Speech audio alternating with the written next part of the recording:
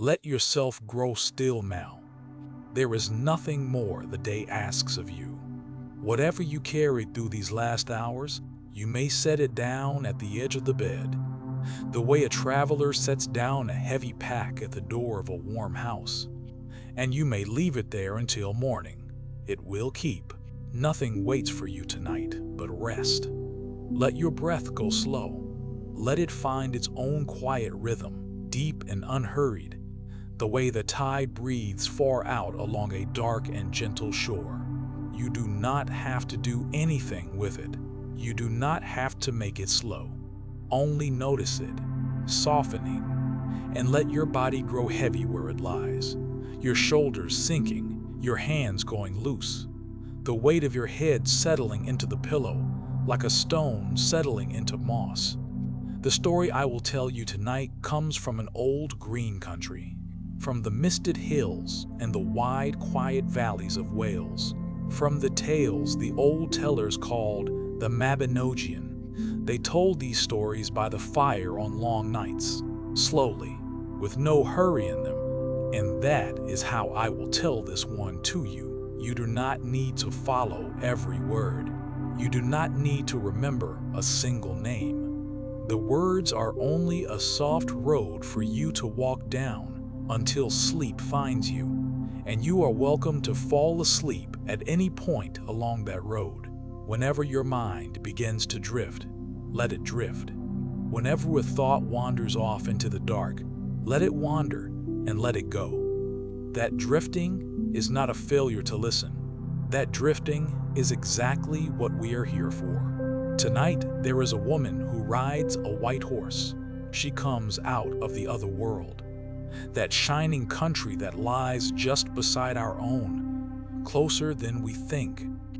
And she rides at a pace that looks like nothing at all, an easy walk, a gentle amble, and yet no rider in all the land can catch her. There is a lord who waits upon a green hill and watches her pass. There is a long patience, a wrong endured without bitterness. And at the last, there is a child returned and an honor restored. And the whole tale comes to rest like mist settling into a valley at the close of day. There is a softness to these old Welsh tales that suits the close of the day. They are not stories of great battles, not really, nor of clever tricks and loud triumphs. They are slow stories, stories of waiting and enduring, of journeys through misted country, of people who are wronged and patient and at last made whole again. They move at the pace of mist gathering, of seasons turning, of a horse walking quietly down a long road. And that slow pace is a gift to a tired mind at the end of a long day. You can lean your whole weight against the slowness of it. You do not have to keep up. The story will carry you gently, and you may let it. So let the room grow dim around you. Let the small sounds of the house settle and fade. Let the dark be soft and kind, the way the dark is over the hills of Dyfed when the last light goes. And feel, if you can, how little is asked of you now. Not to think, not to solve anything, not even to stay awake, only to rest and breathe. And let the old green country open before you like a door swinging slowly inward on a warm and lamplit room. But all of that is ahead of us, and there is no hurry to reach it. For now, there is only this. You, here, warm and safe and growing heavy, the lamp low, the night soft around the house, and an old green country waiting in the dark, ready to open like a door, whenever you are ready to step through. Breathe and let go, and come with me into the hills of Dyfed long ago. In the old days, in the south and west of that green land, there was a country called Dyfed, and over Dyfed there ruled a lord named Pwyll. He was a good lord, as lords go in the old tales, fair in his judgments and generous at his table, and his people were content under him. He had wide lands and many cattle and a hall where the fires burned bright through the long nights, and by every measure the world uses he wanted for nothing. Picture his country for a moment, the way you might picture a place you loved as a child. Low green hills, rolling one into the next, soft as folded cloth, hedges dark with hawthorn, streams that run clear and quick over brown stones. And everywhere, in the mornings and the evenings, a fine, pale mist that lies in the hollows and softens every edge, so that the hills seem to float, and the far ones fade into the sky, and you cannot quite say where the land ends and the dream begins. That is the country of this story, a country always a little wrapped in mist, always a little closer to the other world than ours. Now, near to one of Pwyll's chief courts, at a place called Arberth, there stood a mound. It was a green hill, gently rising, an old and quiet place, and the people of that country told a strange thing about it. They said that if a man of noble blood sat upon that mound, one of two things would happen to him. Either he would suffer blows and wounds, or he would see a wonder. No one could say which it would be. That was the strangeness of the place. To sit upon the green mound was to open a door, and you could not know, until you sat, what would come walking through it. One evening, after his feasting, Pwyll thought of the mound, and a quiet curiosity rose in him. He was not a reckless man, but he was not a fearful one either, and the old saying tugged at him the way an unanswered question tugs at the mind in the last hours of a long day. Blows, or a wonder. He found he wanted to know which the mound would give him. So he rose from his table, and he went out from the court with a few of his men, and he walked up through the soft grass in the last light of the evening. And he sat himself down upon the green mound of Arberth, and he waited to see what would come. Let yourself sit there with him a moment, in the cool grass at the close of day, the sky going from gold to gray to the first deep blue of the dark, the mist beginning to gather in the low places below, the court behind him with its small warm lights, and before him the long open country, quiet, breathing, waiting. He did not know what he was waiting for. He only knew the old saying, and the strange patient feeling of the place, and the great soft silence of the evening settling down over the hills of Dyfed. The grass beneath him was cool and a little damp with the coming dew, and it gave softly under his weight the way good earth does. Somewhere far off, a single bird made its last small call of the day and then fell quiet. The air smelled of green growing things, and of the rivers, and of the faint smoke from the court fires below. And over all of it lay that great calm hush that comes at the very end of a day, when the work is done and the light is going and the whole world seems to draw one long, slow breath before the night. Pwyll sat in the middle of that hush, still and easy, neither hoping nor fearing, simply present and waiting, the way you are present and waiting now, at the soft edge of sleep. He waited, and the world held very still. And then, far off on the road below, something began to come. At first, it was only a figure on the road, a rider coming on a white horse, far down where the track wound through the hollows of the hills. Pwyll watched it come, idly at first, the way you watch any small, distant thing, and then with a slow-growing wonder, because there was something about this rider that he could not look away from. She was a woman, he saw, dressed in shining gold. Her cloak was the gold of late sun on water, and it fell about her and about the flanks of her horse in long, soft folds, and it seemed to gather what little light was left in the evening and give it back, so that she shone faintly against the dusk like a lamp seen through mist. Her horse was great and pale and gray-white, the white of foam, the white of cloud, and it moved with a long, smooth, even stride, neither hurried nor slow, an easy, steady pace, as though it had been walking just so since the beginning of the world, and would walk just so until the end of it. There was a stillness about her that was its own kind of beauty. She did not look from side to side. She did not seem to be going anywhere in particular, nor fleeing anything, nor seeking anything. She simply rode, calm and golden and unhurried, along the road below the mound, as if the whole evening had been made only so that she might pass through it. And Pwyll, watching, felt his heart turn over quietly in his chest, the way it does when you see something so lovely that you forget, for a moment, to breathe. Picture her as she comes, slow and shining through the dusk, and let the picture quiet your mind the way it quieted his. The pale horse, tall and broad and gentle, lifting and setting each hoof with an unhurried grace, no haste in it, no fear, only that long, smooth, even walk. The golden cloak moving softly with the motion of the ride, catching the last of the light.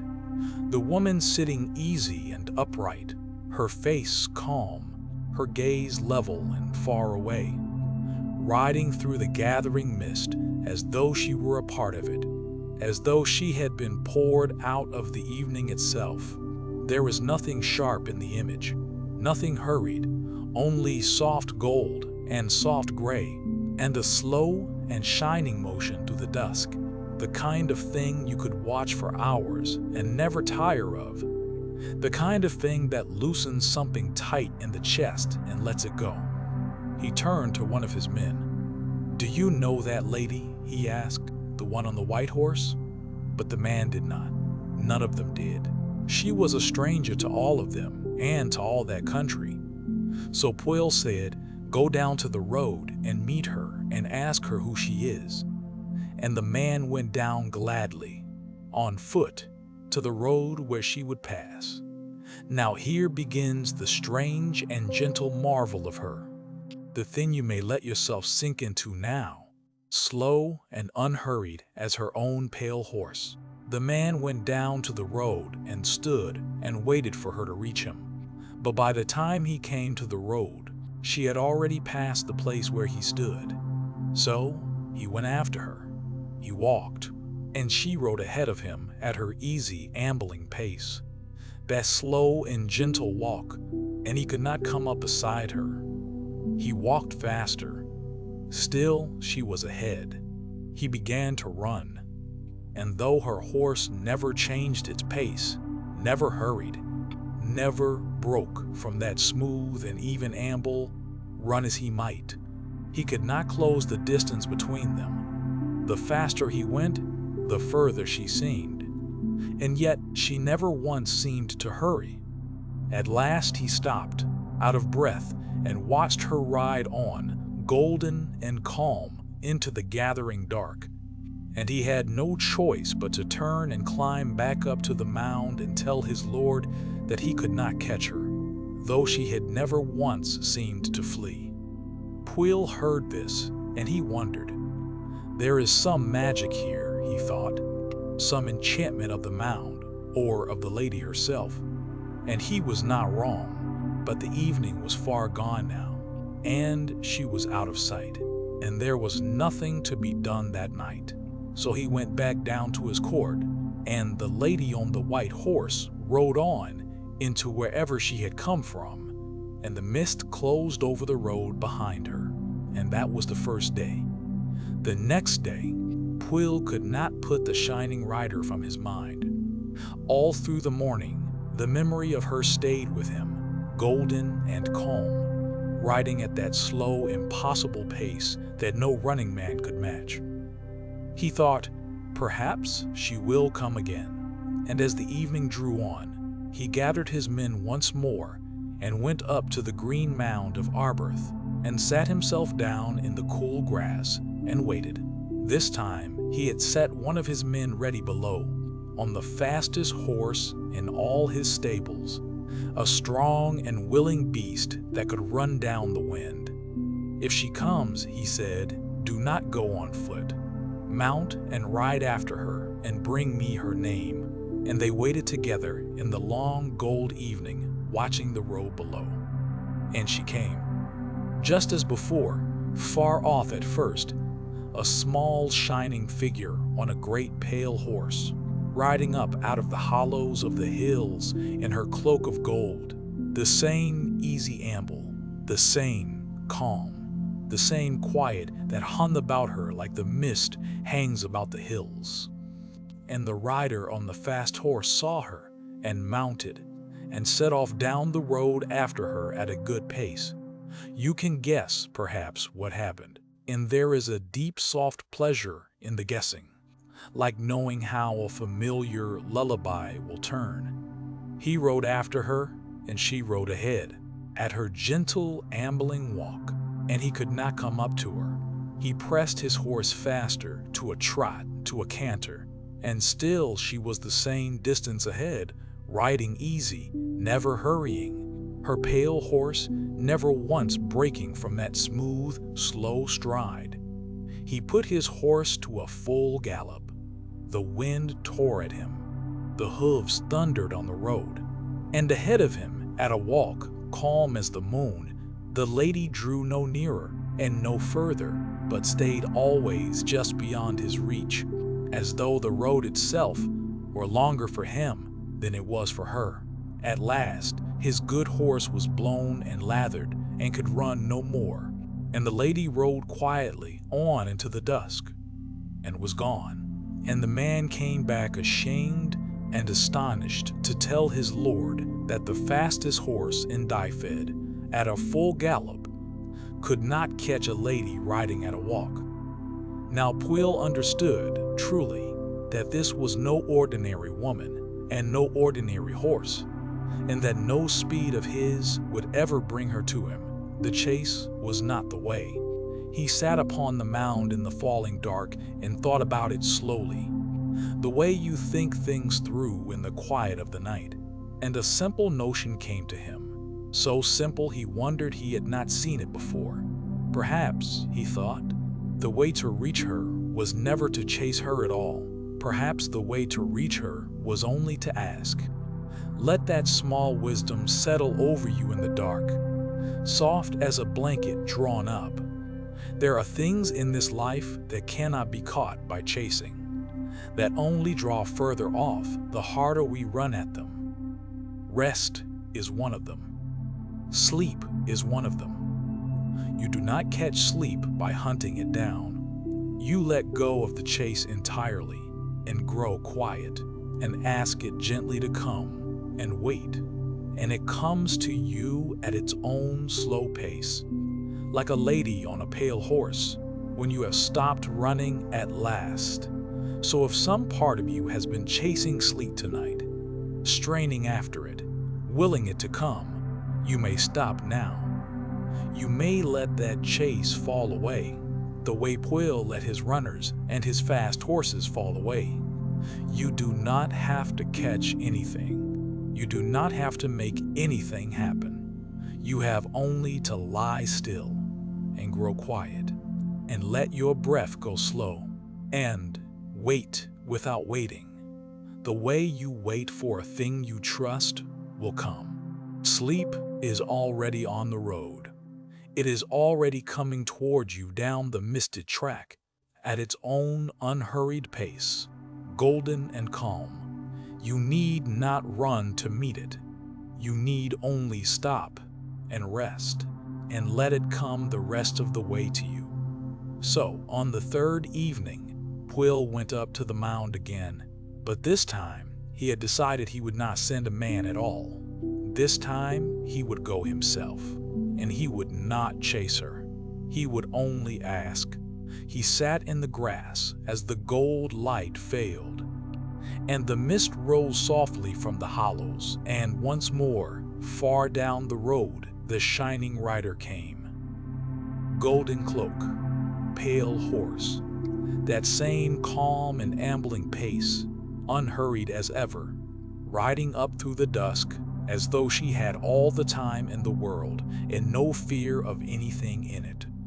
And this time, Pwyll did not send anyone running. This time, he came down himself, down from the mound to the road, and he did not run after her, and he did not try to head her off. He simply went out into the road before her, and he stood, and he called out to her, gently. "Lady," he said, "for the sake of the one you love best, stop and wait for me." And she stopped. At once, with no effort at all, the pale horse came to a halt, and the lady turned in her golden cloak and looked at him, and she was smiling. "Gladly I will stop," she said, "and it had been better for the horse if you had asked me long ago. All this while," she said, "you have been wearying your men and your horses, chasing me down the road. When you had only to speak, I would have stopped at the first asking. I was waiting all along to be asked. Feel how the whole long chase falls away in that one quiet moment. All that running, all that galloping, all that effort and frustration, and the answer was here the whole time, needing only a gentle word and a willingness to stop. She had never been fleeing him. She had been waiting for him to stop pursuing and simply speak. There is such a deep ease in it, the ease of a thing you struggled for finally given freely the moment you let go of the struggle. And then she told him who she was and why she had come, riding 3 evenings out of the other world to pass below his mound. Her name was Rhiannon. She came of a noble and shining people, the people of the other world, that country beside our own. And she had come, she said, for him. There was a man her own people meant her to marry, a man she did not love and did not want. And rather than be given to him, she had set out to find Pwyll, Lord of Dyfed, of whom she had heard, and to offer herself to him instead, if he would have her. She had ridden the road below his mound 3 evenings at a pace no man could catch, so that only the one with the wit to stop chasing and simply ask would ever come to speak with her at all. It was, you might say, her own quiet test. And Pwyll had passed it, not by being the fastest, but by being the one who learned, at last, to stop. Will looked at her, golden in the dusk. This shining woman who had come so far and chosen him, and his heart was full. He told her, gently, that of all the women in the world, there was none he would rather have than her, and Rhiannon was glad. So it was agreed between them, there on the quiet road in the last of the light, that a year from that night he would come to her father's hall in the other world, and they would be wed. And then she turned her pale horse and rode off into the dark, unhurried as ever, and Pwyll climbed back up to his court with his heart shining like her cloak, and the mist closed soft over the road behind her. A year is a long time when you are waiting for someone you love, and yet the year passed the way years do, and when it was full, Pwyll set out with his company to the hall of Rhiannon's people in the bright country beside our own. There is not much need to dwell on the journey. The old tellers say only that he came to a great and shining hall, finer than any in the lands of men, and there was a feast prepared.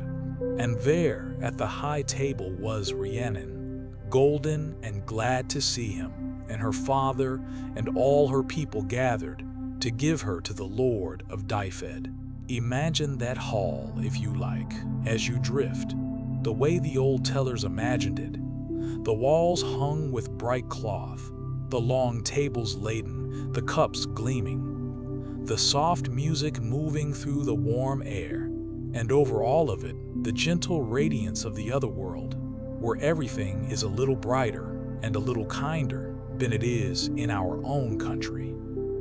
It is a good place to rest the mind a while, that shining hall, and you may linger in it as long as you please. I will let one small trouble pass quickly here, because the night is for peace and not for worry. At the wedding feast, there came an unbidden guest, a man who asked Pwyll for a favor, and Pwyll, too open-handed, promised it before he knew what it was. And the favor turned out to be Rhiannon herself, for the guest was the very suitor she had fled. But Rhiannon was wiser than Pwyll, and cleverer than the suitor, and by her own quick thought, she undid the trap, and turned the unwanted man away with nothing, and kept herself for the lord she had chosen. Let that be enough of it. The cleverness was hers, and the danger past, and what matters for tonight is only that in the end she was not lost, and the wedding went forward after all. So Pwyll and Rhiannon were wed, and he brought her home to Dyfed, to his chief court at Arberth, near the green mound where he had first seen her ride. And she came down out of the otherworld to live among the people of men, and she was a good and gracious lady to them, generous and wise and kind. She gave gifts freely. She judged fairly. The people of Dyfed loved her, for she was not proud, though she had come from a shining country, but warm and open-handed to the least of them. They would tell stories of her, how she had come riding out of the other world on the pale horse none could catch, how she had chosen Pwyll above all others, and there was a kind of brightness on the whole land for having such a lady in it.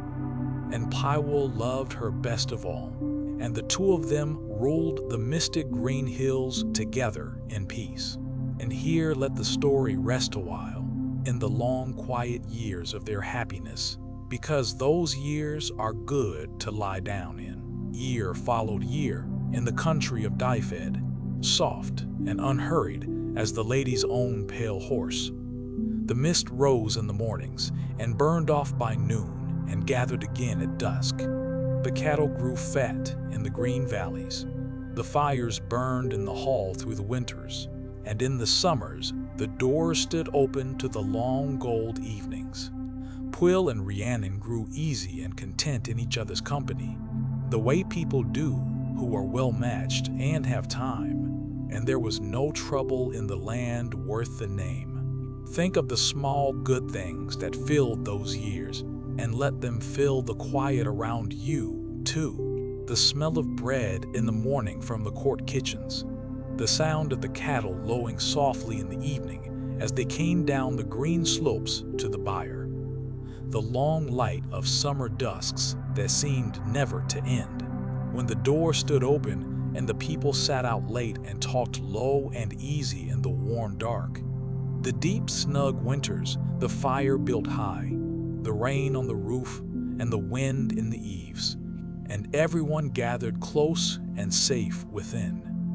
Year after year of it, the ordinary blessed sameness of a life that is going well, where nothing needs to be fought for because nothing is under threat, and the greatest event of the day might be the first frost, or a calf born, or a song sung well by the fire. There is a great peace in dwelling on the calm years of an old story, the years when nothing happens, because nothing needing to happen is its own deep blessing.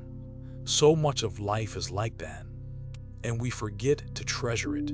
The quiet, ordinary years, when those we love are near and well, and the seasons turn, and the days are much alike, and there is nothing to fear. Let yourself sink into such a season now. Nothing is wrong. Nothing needs mending.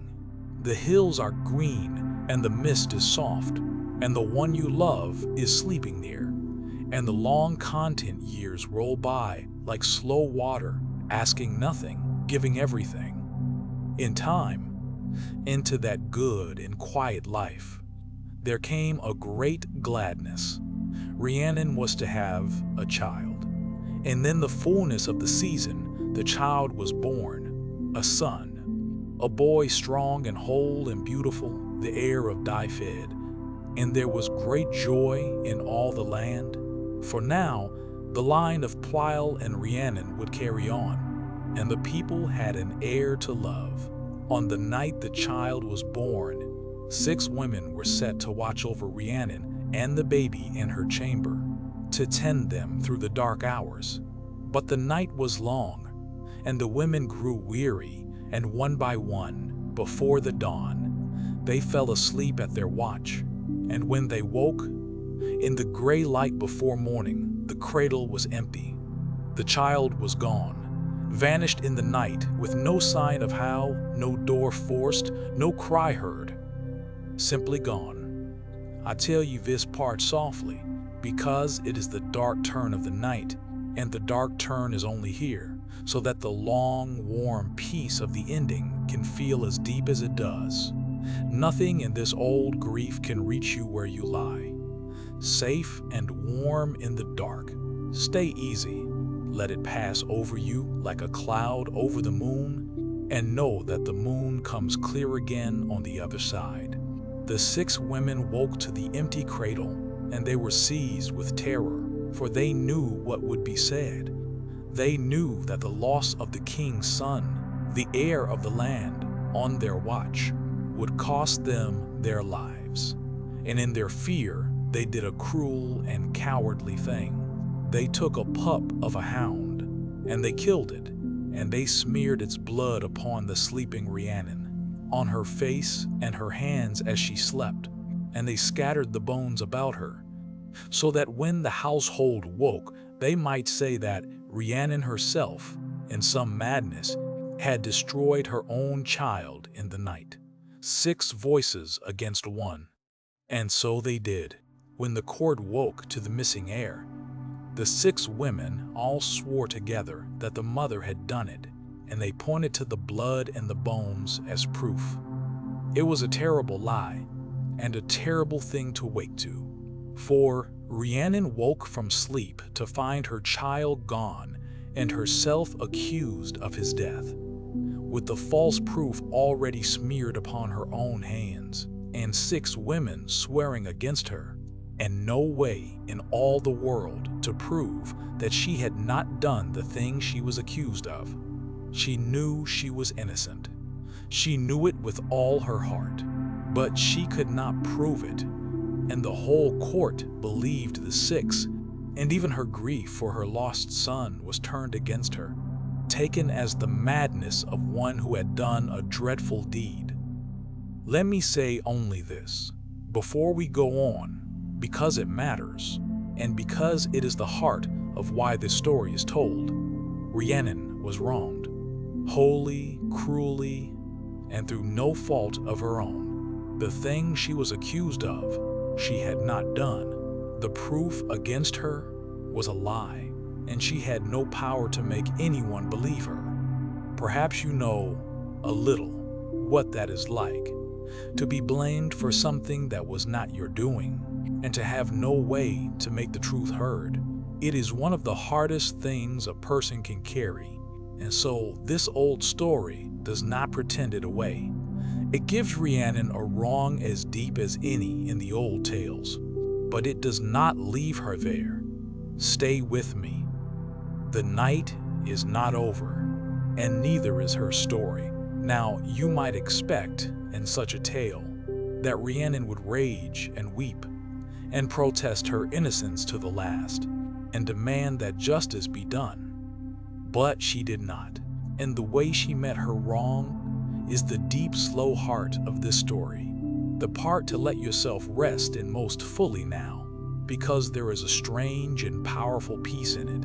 A penance was set upon her, a punishment for the deed they all believed she had done, and the penance was this: for 7 years, She was to sit each day by the horse block at the gate of the court at Arberth, beside the road where folk came and went. And to every stranger who came to the gate, she was to tell the whole story, that she had destroyed her own son, though it was not true. And then she was to offer to carry that stranger upon her back, like a beast of burden, up from the gate into the court. That was her penance. To name herself falsely the worst of mothers to every passing stranger, and to offer to bear them on her back like a horse. It was a cruel sentence and a strange one, fitted somehow to her own old magic. She who had once ridden the pale horse that none could catch, now made to be a horse herself for any stranger who would let her. And she could have refused it. She could have fought it, or fled back to the other world and her own shining people, who would surely have taken her in. But she did not. She accepted the penance. And she sat by the horse block at the gate, and she endured.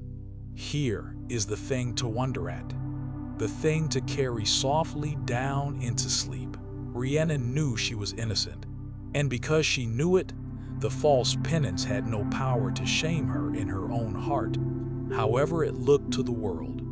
She sat at the gate, day after day, year into year, and she told the strangers the story they expected. And she offered to carry them, and most of them, the kind ones, would not let her, but some did, and she bore it all. And through all of it, she kept a great and quiet dignity, the dignity of one who knows the truth of herself, even when no one else will grant it. She did not grow bitter. She did not let the lie become her. She simply endured, patiently, steadily, the way her pale horse had once moved, neither hurrying nor breaking, holding to her own truth through all the long years. Picture her there, through the changing of the seasons, and let the slow turning of it carry you down toward sleep. In spring, she sat by the gate while the hawthorn came into white blossom along the hedges and the lambs called in the green fields. In summer, she sat there through the long, warm afternoons, the dust soft on the road, the bees in the clover, the swallows turning overhead. In autumn, the leaves came down gold and brown about the horse block, and the mornings grew sharp and the mist rose thick and white from the river. And in winter, she sat wrapped against the cold while the snow lay quiet on the hills. And still she kept her place, and still she kept her truth, year folding into year, season into season, patient as the green mound itself, patient as the slow river, patient as the turning of the stars. There is a deep strength in that kind of patience, and it is not weakness, though it can look like weakness from the outside. It is the strength of the river that wears the stone, not by force, but by simply continuing. It is the strength of the one who knows that a wrong cannot last forever, that the truth, though buried, is still the truth, and that to endure with dignity is itself a kind of victory that no false accusation can take away. Rhiannon could not make them believe her, but she could refuse to let their lie become her own.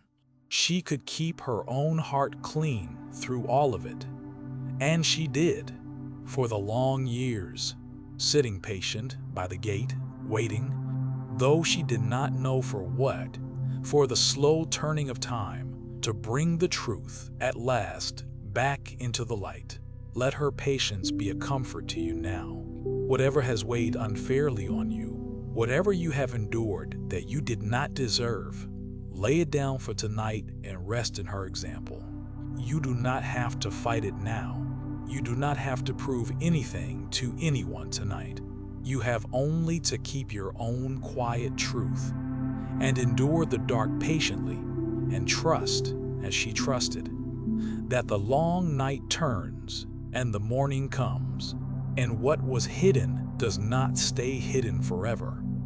And the morning did come for Rhiannon, as it comes for all who endure the long night. For the child had never died at all. Far off, in another corner of that green land, there lived a good man and his wife who kept fine horses, and on the very night that Rhiannon's child had vanished, a strange thing had befallen at their stable. A mare of theirs foaled each year on that same night, and each year, by some dark marvel, the foal was carried off and never seen. So this year, the good man kept watch in the stable, armed, to see what thief took his foals. And in the deep of the night, a great claw, monstrous and reaching, came in through the window to seize the newborn foal. And the man struck at it with his sword and drove it off, and pursued it into the dark. And when he came back to the stable, he found, lying in the doorway, wrapped in soft swaddling, a baby boy left behind by whatever fled. The good man and his wife had no child of their own, and they took the boy in, and they loved him, and they raised him as their son. And he grew, the old tellers say, more swiftly and more strongly than any ordinary child, so that in a handful of years he was as a boy far older, fair and strong and bright. But as he grew, the good woman began to mark how much he came to resemble Pwyll, Lord of Dyfed, whom she had once seen. And word had reached even their far corner of the strange and sorrowful penance of the Lady Rhiannon at the gate of Arberth, accused of destroying the very son she had borne on the night this foundling boy had come to them. And the good man and his wife, being honest and kind, put these things together, and they knew what they had to do. So they brought the boy to Arberth.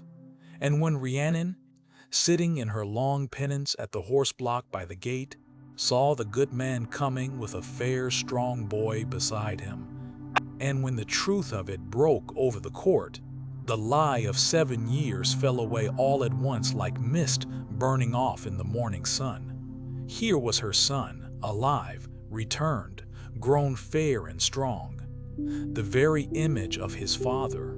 The 6 women's lie was undone. Rhiannon had done nothing, and now all the world could see it. Her penance was ended that very hour. Her honor was given back to her, whole and shining, and she gathered her lost son into her arms at last, after all the long years, and held him, and her long patience was answered, every hour of it, in that one embrace. They gave the boy his name then, because the first word his mother spoke when he was found and returned was a word of relief, a word that meant her care and worry were over at last. They called him Pryderi, which carries in it that sense of worry now ended. And Pryderi grew to be a great lord of Dyfed in his turn. And Rhiannon lived on in honor and in joy, beloved again by all the land, the wrong against her righted, her dignity vindicated, her child restored.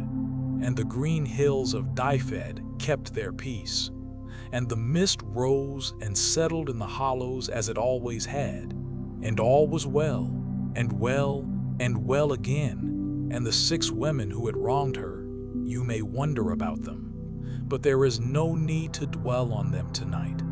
They were dealt with, as such people are, in their own time, and it is no concern of yours as you drift toward sleep.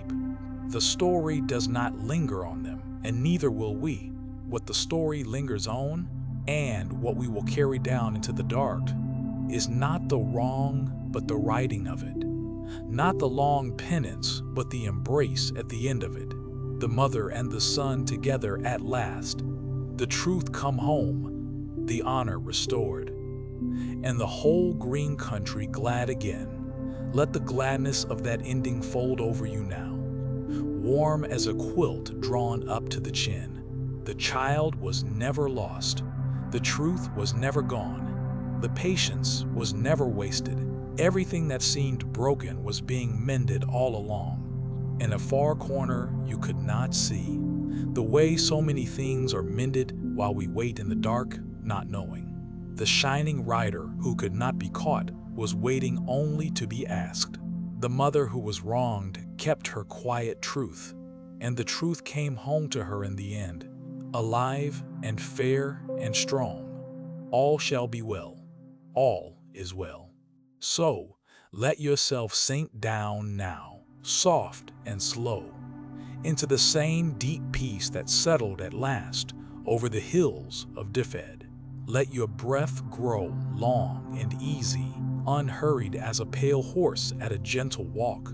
Let your body go heavy and still. There is nothing left for you to chase tonight, and nothing left for you to prove. Whatever weighed on you, set it down at the gate and leave it there. The night is turning. The truth is keeping. The child is coming home. You are held safe and warm in an old green country wrapped in soft mist, where all wrongs are made right in the end, and all the lost are found. Rest now. All is well. The mist is settling. Good night.